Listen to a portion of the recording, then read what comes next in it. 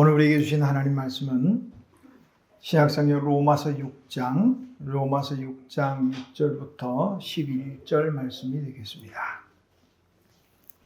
신약성경 제가 진 책으로 247페이지에 있습니다.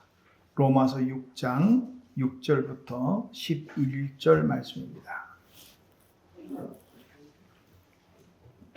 찾으신 줄 알고 오늘 우리에게 주시는 하나님의 기록된 계시의 말씀을 제가 봉독합니다. 하나님의 말씀을 경청하시기 바랍니다. 우리가 알거니와 우리의 옛사람이 예수와 함께 십자가에 못 박힌 것은 죄의 몸이 죽어 다시는 우리가 죄에게 종노릇 하지 아니하려 함이니 이는 죽은 자가 죄에서 벗어나 의롭다 하심을 얻었음이라.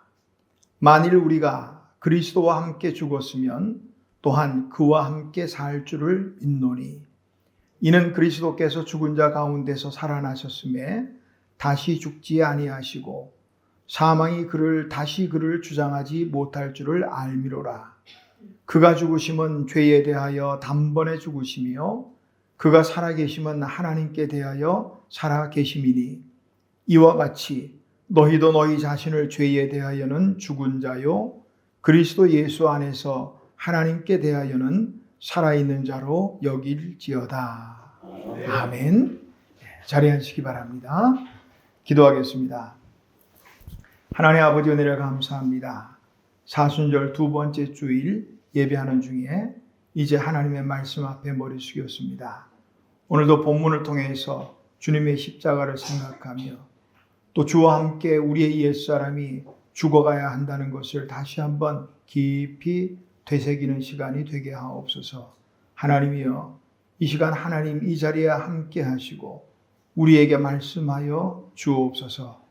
들을 귀를 주셔서 듣고 주님의 그 십자가가 나를 위함임을 다시 한번 깊이 깨닫는 복된 시간이 되게 하옵소서. 예수님의 이름으로 기도하옵나이다. 아멘. 존 파이퍼 목사님이요 쓴 책 가운데 예수님이 오셔서 죽은 50가지의 이유라는 제목의 책이 있습니다. 우리도 다 아는 기본적인 이야기들도 그 속에 들어있고요. 50가지를 쭉 이렇게 적어놨는데 몇 가지만 소개하면 하나님의 풍성하신 사랑과 은혜를 보여주기 위해서 주님께서 십자가를 지셨다. 주님의 그 십자가는 하나님의 사랑이죠. 우리 로마서 5장 8절에 말씀 것처럼 우리가 아직 죄인 되었을 때 그때도 십자가에 주님이 죽으심으로 우리를 향한 하나님의 사랑을 확증하셨다. 하나님의 사랑을 보여주시기 위해서. 또 아주 기본적인 거예요. 9번째 이유는 우리 죄를 사하시기 위해.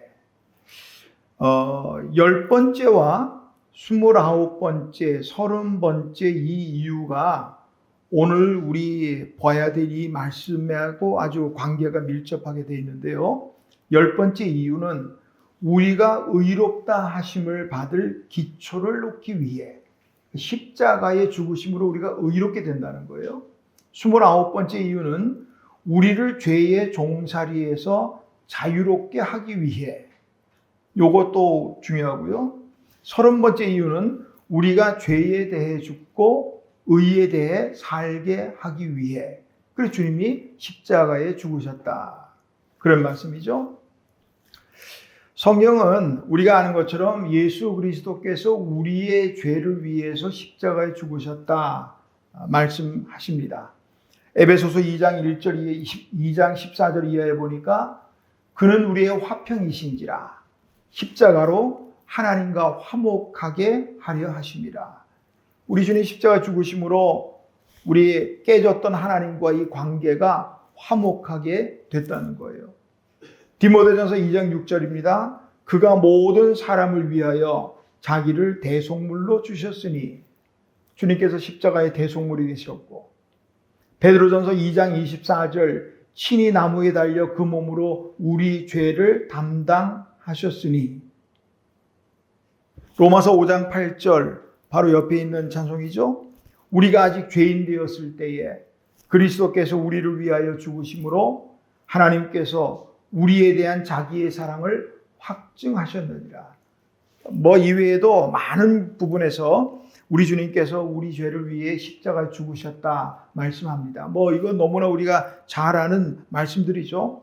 그런데 오늘 읽은 이 본문의 말씀 속에서 사도 바울은 예수님이 십자가에 못 박힌 것 그뿐만 아니라 우리도 역시 주님과 함께 십자가에 못 박혔다 이렇게 말하고 있죠. 지금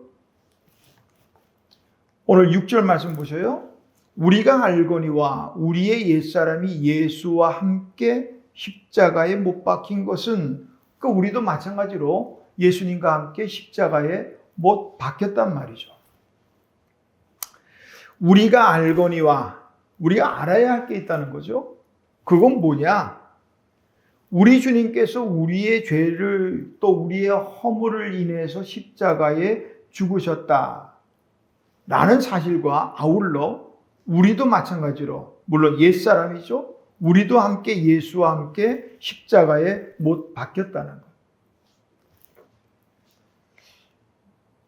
우리 주님은 자신을 따르기를 원하는 사람들에게 그렇게 말씀하셨어요. 누구든지 나를 따라오려거든 자기 십자가를 지고 나를 따를 것이라. 십자가를 지고 십자가가 얼마나 무거울까? 물질적인 어떤 십자가 그 무게야 또 얼마나 건디지 않겠어요? 그러나 그 십자가의 그 무게는 결코 가볍지 않죠.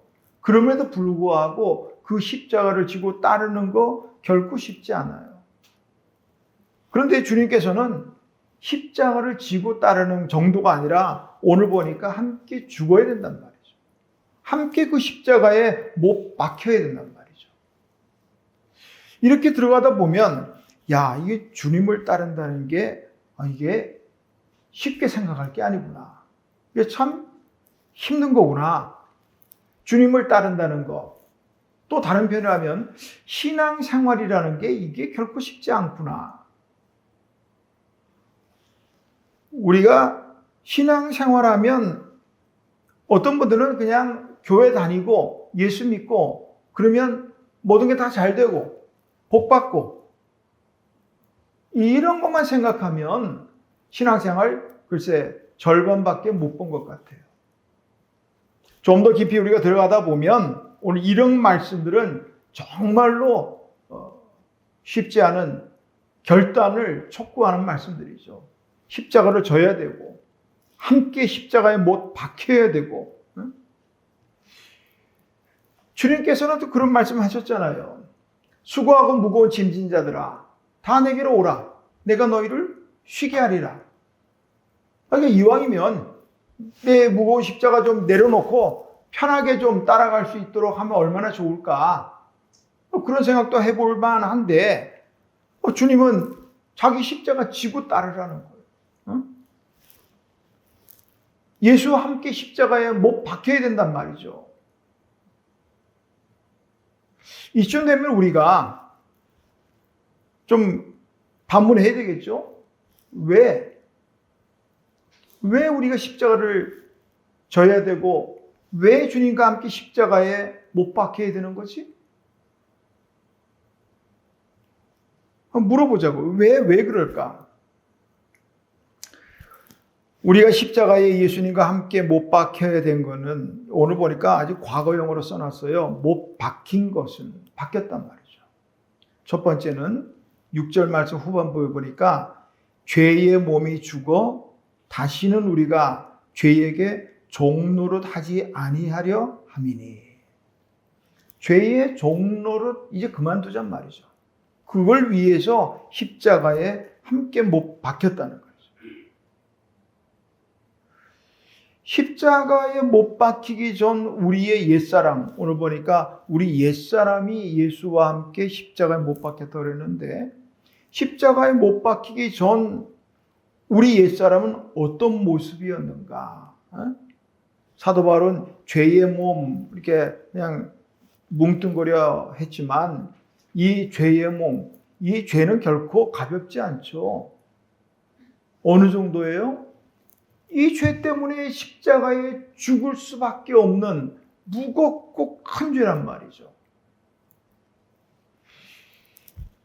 우리의 죄의 몸, 세상 풍조, 에베소서 2장 1절 이하에 보니까 세상 풍조를 따라 살던 나, 공중의 권세 잡은 자, 다시 말하면 불순종의 영을 따라 살던 나, 육신의 욕심을 따라 육체와 마음이 원하는 대로 마음껏 살던, 에베소서 2장 3절에 보니까 그래서 본질상 진노의 자녀, 이게 바로 우리란 말이죠. 갈라디아서 5장 19절 이하에 보니까 우리가 주일 오후에 갈라디아서 지금 6장을 보고 있죠. 얼마 전까지 갈라디아서 5장 22절에 보니까 그 이하에는 성령의 열매는 하고 뭐 사랑과 희락과 화평과 그 바로 전에 5장 19절부터는 육체의 일은 현저하니 하면서 우리 죄의 몸이 지을 수 있는 죄들을 쭉 말씀하셨어요. 음행과 더러운 것과 우상 숭배와 주술과 분쟁, 투기, 술 취함, 방탕함, 뭐 이런 것들 말이에요. 우리의 옛사람은 바로 이런 것들의 종노릇 하고 살았다 이 말이에요. 그런데 더 이상 이제는 그 옛사람이 주님과 함께 십자가에 못 박혔기 때문에 더 이상 이런 것들의 종노릇 하지 않게 됐다는 거죠. 그래서 십자가에 못 박아야 돼요. 응? 오늘 본문 6절, 7절, 또 10절 여기 나오는 단어가 뭐냐면 죄라는 단어들이거든요. 6절에 보니까 중간에 죄의 몸이 죽어 다시는 우리가 죄에게 종노릇 하지 않고, 7절 이는 죽은 자가 죄에서 벗어나, 10절에도 보니까 그가 죽으심은 죄에 대하여, 여기 죄라는 단어는 우리가 잘 아는 하마르티아라는 단어입니다. 하마르티아라는 단어는 우리가 알죠? 관역에서 벗어나는 거예요. 관역에서. 궁수가 화살을 쏘면 관역에 맞아야 돼요. 근데 그 관역에서 벗어나는 것, 그게 죄라 이 말이에요. 이사야 53장 6절 보니까 우리는 다 양 같아서 그릇 행하여 각기 제 길로 갔단 말이죠. 이게 죄예요.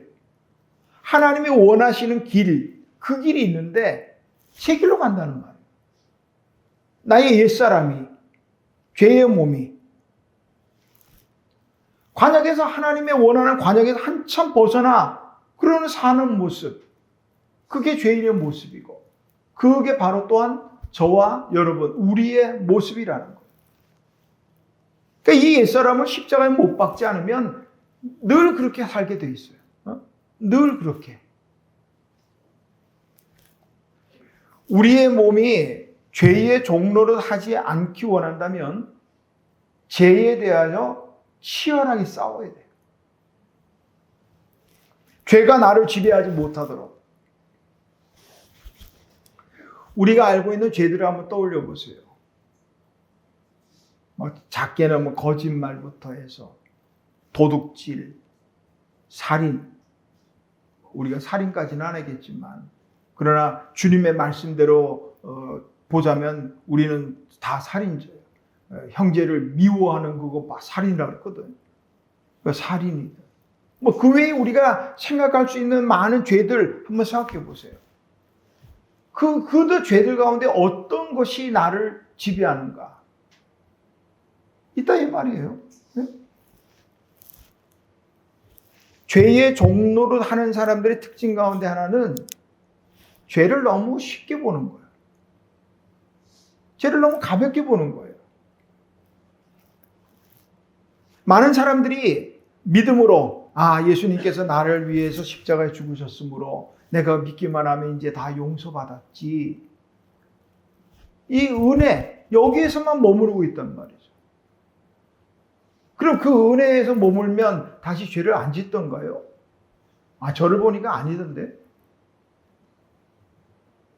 우리가 이렇게 믿음으로 고백하고 은혜 받았다고 말을 하지만, 그러나 살다 보면 여전히 죄 가운데 살더라 이 말이에요.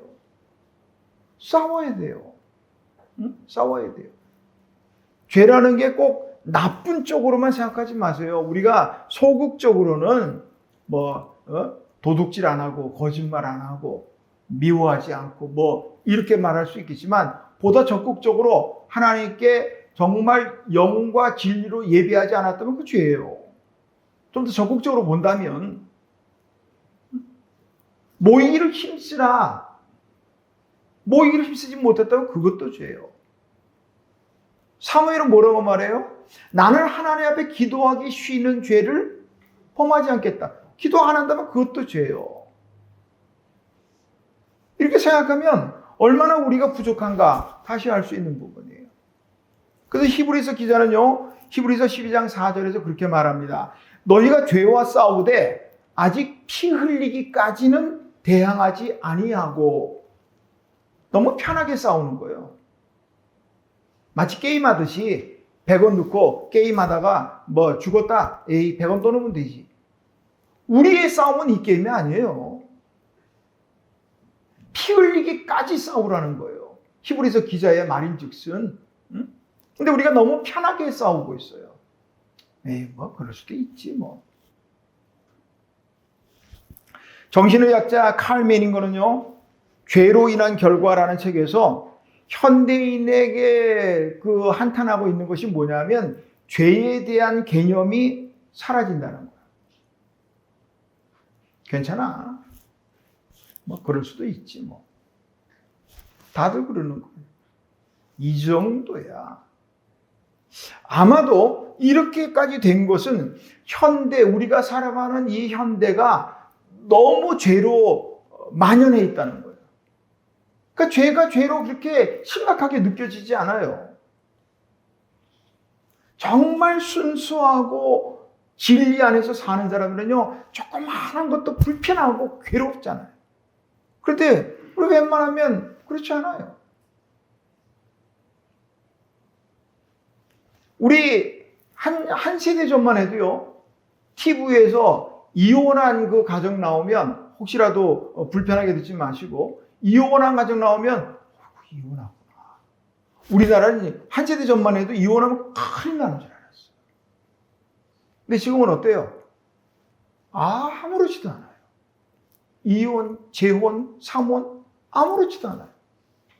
남자가 남자를 사랑해도 아무렇지도 않아요. 다 그러려니 해요.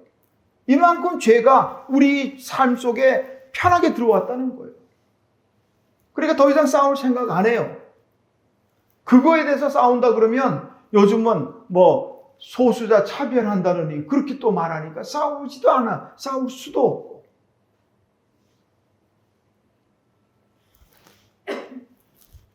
옛날에 속담 가운데 그런 말 있잖아요. 바늘 도둑이 소도둑 된다. 바늘 하나야 그럼 별거 뭐 있어요? 하기보다 옛날에 우리 조친문이라는 책 같은 데 보면은 바늘 참 귀한 거죠. 어쨌든 바늘 아주 작은 별거 아닌 거예요. 괜찮아. 그 괜찮아가 시간이 지나면 뭐가 돼요? 소도둑으로 만드는 거예요. 괜찮아 하면 안 돼요. 작은 죄에 대해서도 괜찮아 하면 안 돼요. 너무 편하게 자신을 용서하지 말란 말이죠. 내가 죄라고 생각하는 것들, 그런 것들을 한번 머리에 떠올려 보세요. 나는 거기로부터 자유로운가? 한번 물어볼까요? 우리는 도둑질도 하는데 죽은 사람은 도둑질을 할까요? 안 할까요? 죽은 사람이 무슨 도둑질을 해요? 우리는 거짓말을 하는데 죽은 사람은 거짓말을 할까요? 안 할까요? 왜 내가 이런 죄에서 아직도 자유롭지 못할까요? 아직 살아있어서 그래요. 죽으면 그렇지 않잖아요. 유진 피터슨 목사는요, 메시지 성경에서 6절을 이렇게 번역을 했어요. 우리 옛사람은 그리스도와 함께 십자가에 못 박혔습니다. 죄의 삶, 그 비참한 삶의 종지부를 찍은 것입니다. 이제 우리는 더 이상 죄에 이리저리 휘둘리지 않습니다. 이제 죄의 삶의 종지부를 찍자고요.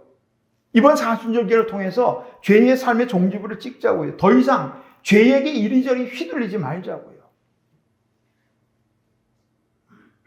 그것을 위해서 우리가 예수님과 함께 못 박혔기 때문에.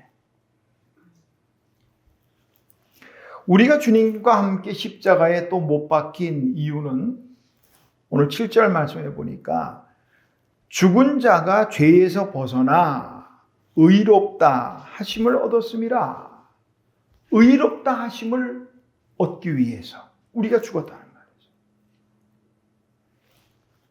주와 함께 십자가에 못 박힌 사람들은 더 이상 죄의 종노릇 하지 않아요. 죄에게 이리저리 휘둘리지 않습니다.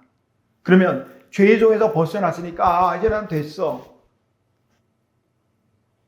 만족할 것인가? 아니요. 더 전진해야 돼요. 더.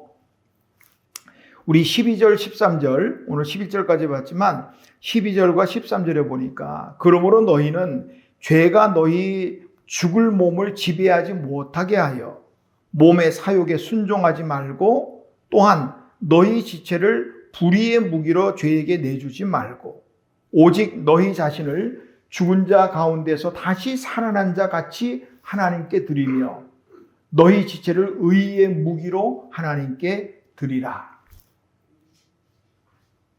단지 죄의 종노릇에서 끝났다는 걸로 만족하지 말고 의의 종으로, 의의 도구로, 의의 무기로 하나님께 드려지는 데까지 나아가야겠단 말이죠. 응? 현대어 성경은 요 12절, 13절을 이렇게 번역을 했어요. 이제 더 이상 여러분의 육신을 죄의 지배에 맡겨 육신의 욕망에 빠져들게 해서는 안 됩니다. 여러분의 육신을 죄에 맡겨 악의 도구가 되게 하지 말고 죄 가운데서 살아난 것처럼 여러분의 육신을 하나님께 드려 의로운 일에 쓰이는 도구가 되게 해야 합니다. 이렇게 말했어요. 더 이상 악의 도구가 되지 말고 하나님께 드려서 의롭게 사용되는 도구, 의의 도구가 되라는 말이죠. 다시 말하면 죄의 종이 아니라 의의 종이 되어야 한다. 이 말씀을 하시는 거예요. 죄의 종노릇 하지 않는 데서 벗어나는 것, 이것이 좀 소극적인 삶이라면 의의 종으로 살아가는 것은 적극적인 삶이 되겠어요. 우리가 하나님의 그 계명도 보면 크게 두 가지 아니에요? 하나는 하지 말라, 안 하는 거, 안 하면서 하는 거. 그 삶도 물론 중요하죠. 그러나 그보다는 하라, 하는 것, 이게 더 중요한 부분이겠죠. 우리의 몸이 악의 도구로 쓰이지 않기 위해서는 생각할 것이 있어요. 먼저는 죄는 그냥 사라지지 않는다는 것. 우리가 때로는 아픔이 있을 때는 위로가 필요할 때는 그런 말을 위로하죠. 그래, 세월이 약이지. 세월이 약이지. 그럴 수 있겠죠. 그러나 죄의 문제는 세월로 되지 않는다는 거예요. 반드시 하나님은 죄에 대해서 물을 거예요. 우리 수요일마다 사무엘 지금 하 21장을 보고 있는데 그 사무엘에 난 다윗의 큰 죄 하나 기억하세요. 다윗이 밧세바를 취하고 자기의 충실한 부하 우리아를 죽이고 1년이 다 되도록요 아무렇지도 않았어요. 1년 정도가 지난 다음에 그 아이를 낳았을 때, 밧세바의 사이에서 아이를 낳았을 때 하나님이 찾아오십니다. 나단 선지자를 통해서. 그리고 그때부터 죄에 대해서 물으셨어요. 직접적으로는 그 사랑의 불륜의 열매, 그 아이가 죽었고요. 그 다음부터 다윗은 계속 어려움을 당합니다. 죄는 그냥 사라지지 않아요. 우리가 육신을 입고 살아가는 동안은 죄로부터 누구도 자유로울 수 없어요. 이 편지를 쓰고 있는 사도 바울도 그러잖아요. 사도 바울이 로마서 7장인데 우리 뒤에 7장 23절부터 보면은 그런 말을 하잖아요. 제가 공동 번역으로 로마서 7장 23절 24절인데요. 공동 번역으로 읽어드릴게요. 나는 한 법칙을 발견했습니다. 내가 선을 행하려 할 때에는 언제나 바로 곁에 악이 도사리고 있다는 것입니다. 선과 함께 악이 있다는 거예요. 나는 내 마음속으로는 하나님의 율법을 반기지만 내 몸속에는 내 이성의 법과 대결하여 싸우고 있는 다른 법이 있다는 것을 알고 있습니다. 그 법은 나를 사로잡아 내 몸속에 있는 죄의 법의 종이 되게 합니다. 나는 비참한 인간입니다. 누가 이 죽음의 육체에서 나를 구해줄 것입니까? 선을 행하려고 할 때 바로 곁에 악이 도사리고 있더라는 말이죠. 그래서 선을 행하려고 하는 나의 마음을 이 악이 자꾸 간섭하는 거예요. 하나님의 말씀을 순종하려고 할 때 불순종이라는 놈이 바로 곁에 서가지고 불순종할 이유를 자꾸 만들어내는 거예요. 은혜 받았을 때는 순종해야겠다, 순종하려고 하는 마음 가지고 하는데 자꾸 불순종의 영이 역사하니까 그때부터는 불순종할 이유를 찾기 시작하는 거예요. 이래서 못하고 저래서 못하고 저래서 안 되고. 이게 죄예요. 또한 우리가 악의 도구로 쓰이지 않기 위해서는 우리의 지체를 하나님께 드려야 돼요. 오늘 의의 도구로 드리라고 그랬죠? 하나님께 드려야 돼요.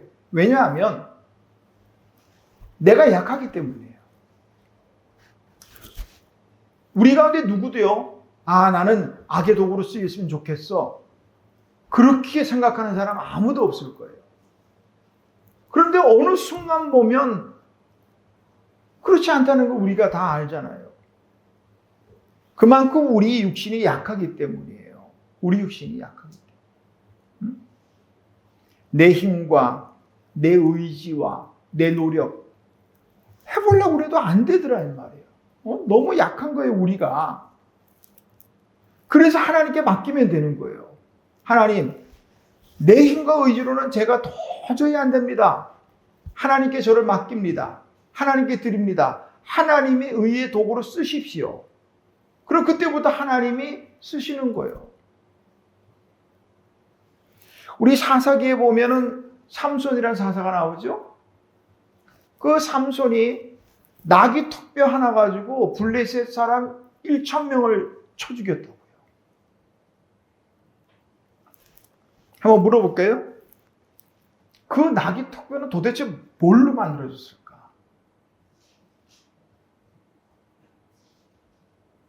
그냥 휘두르기만 해도 빗 맞아도 그냥 픽픽 죽을까? 엄청난 어떤 장치가 그 속에 있었을까?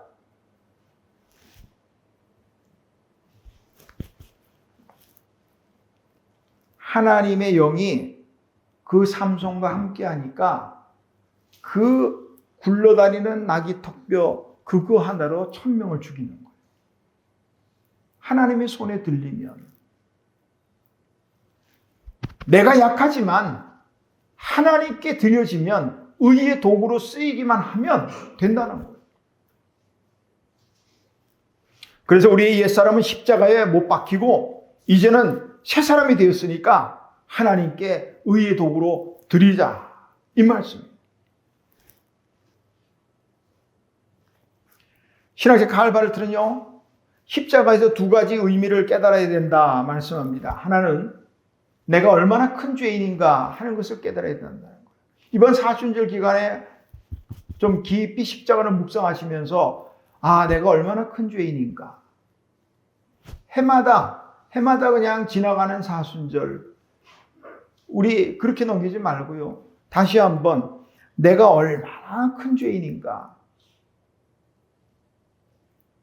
하나님이 세상을 이처럼 사랑하사 독생자를 주셨으니 세상을 사랑하사 독생자를 주셨다. 그러니까 나 하나뿐이 아니라 온 세상을 위해서 라고 생각하면 죄가요, 가벼워지고 희석이 돼요.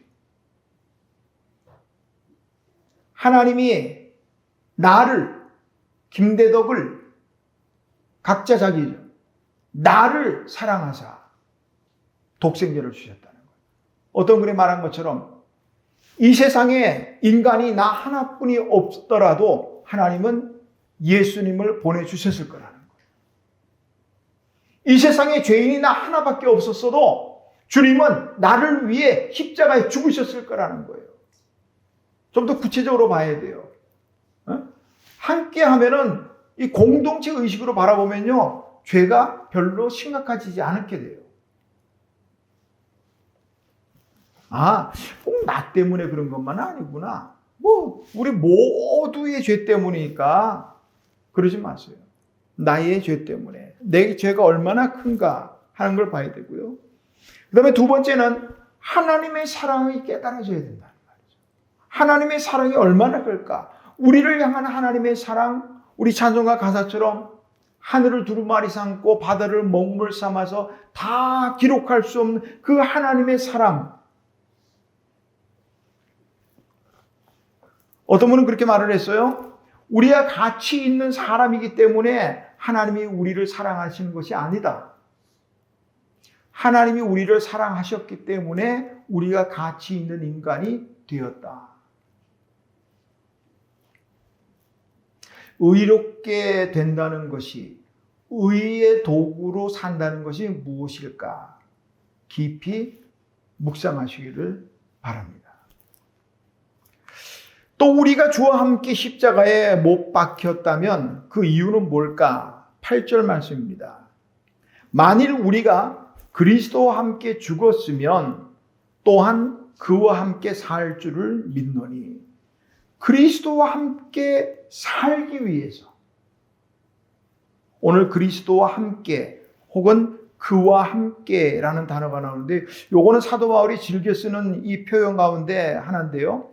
사도 바울이 즐겨 쓰는 표현 가운데 그리스도 안에 라는 엔크리스토라는 말과요, 그 다음에 요 부분이에요. 그리스도와 함께 쉰 크리스토, 이 말입니다. 쉰이라는 헬라어가 함께라는, 영어의 with라는 말이거든요. 사도 바울이 즐겨 쓰는 표현이에요. 우리가 그리스도와 함께 십자가에 못 박혔으면 이제 또 그리스도와 함께 산다는 거예요. 물론 이 부분은 직접적으로는 우리가 죽음에서의 부활을 말할 수 있겠지만, 그러나 좀 더 한 걸음 나아가면 이제 우리가 어떻게 살 것인가, 예수님과 함께 살자, 이 말씀을 말하는 거예요. 이게 뭐예요? 임마누엘이에요. 그리스도와 함께, 임마누엘의 하나님이거든요. 우리 옛사람이 십자가에 대해서 죽는 것도 중요하고요, 의롭게 살아가는 의의 도구가 되는 것도 중요하지만 정말 더 중요한 삶은 주님과 함께 사는 삶입니다. 어쩌면 오늘 가장 중요한 부분이 이 부분일지 모르겠어요. 주님과 함께 살아간다는 것. 주님이 함께 하지 않으시면 우리가 어떻게 십자가에 우리를 못 박겠어요? 주님이 함께 하지 않으시면 우리가 어떻게 죄의 종로로 다들 벗어날 수 있겠어요?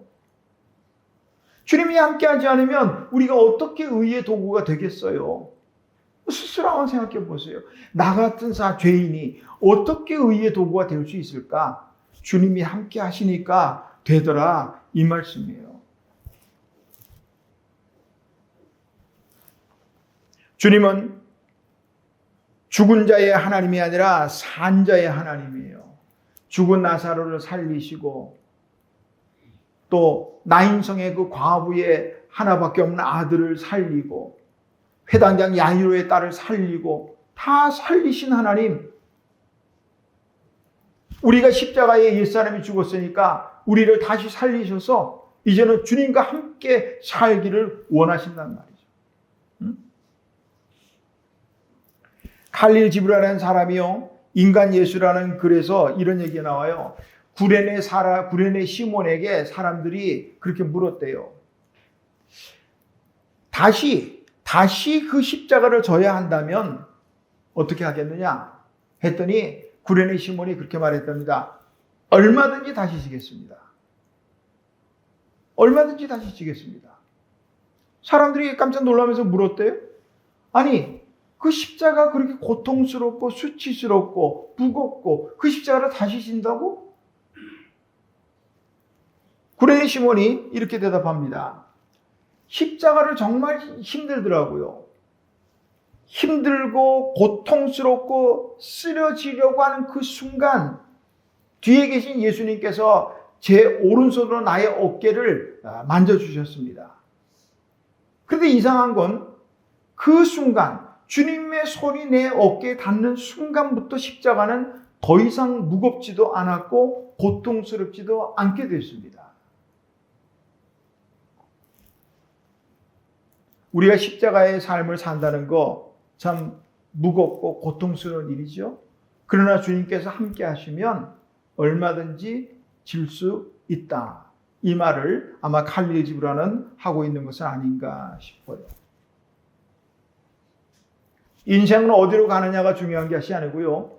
누구와 함께 가느냐가 중요하다. 그런 말이 있더라고요. 주님과 함께. 마태복음 28장 19절 20절에도 보니까 주님 말씀하시잖아요.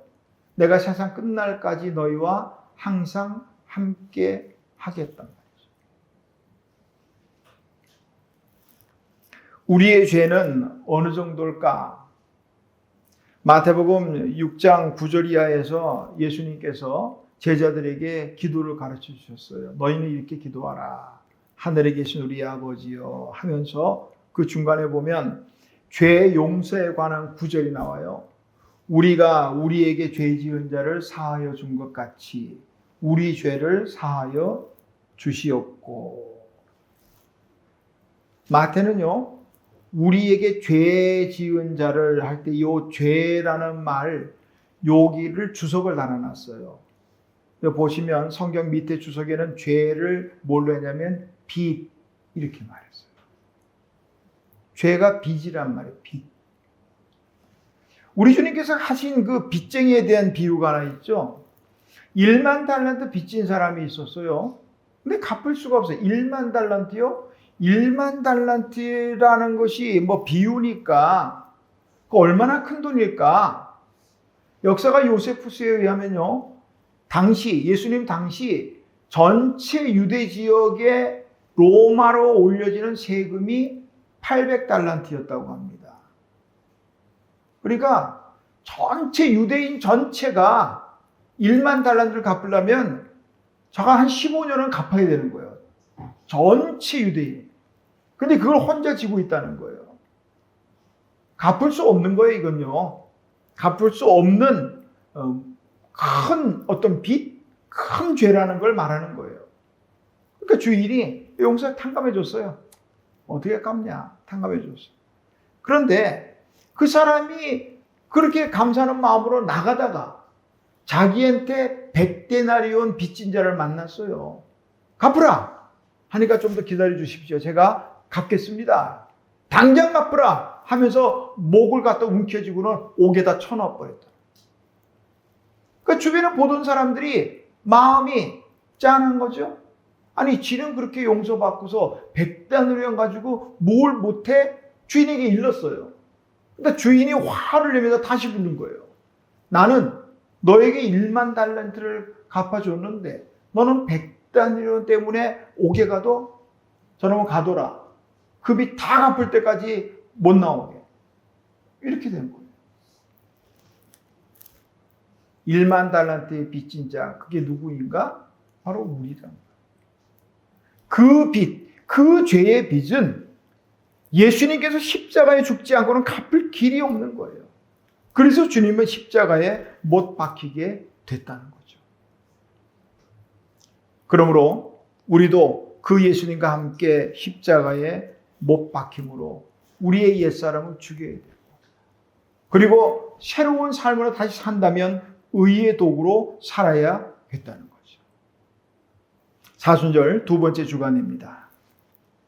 주님과 함께 죽고 주님과 함께 살아가시기를 주님의 이름으로 축원합니다. 하나님 아버지 은혜를 감사합니다. 우리의 죄와 허물을 인해서 주님 십자가에 죽으셨습니다. 또한 우리도 주님과 함께 십자가에 못 박혔습니다. 그로 인해서 우리가 더 이상 죄의 종노릇 하지 않게 되었고 하나님의 의의 도구로 사용되게 되었습니다. 또한 주님과 함께 살게 되었습니다. 감사합니다. 더 이상 죄의 종노릇 하지 않게 하시고 의의 도구로 주님과 함께 살아갈 수 있도록 도와주시옵소서. 이번 주 사순절 두 번째 주간 주님과 깊이 또 동행하며 주님의 십자가를 묵상하는 한 주간이 되게 하옵소서. 예수님의 이름으로 기도하옵나이다. 아멘.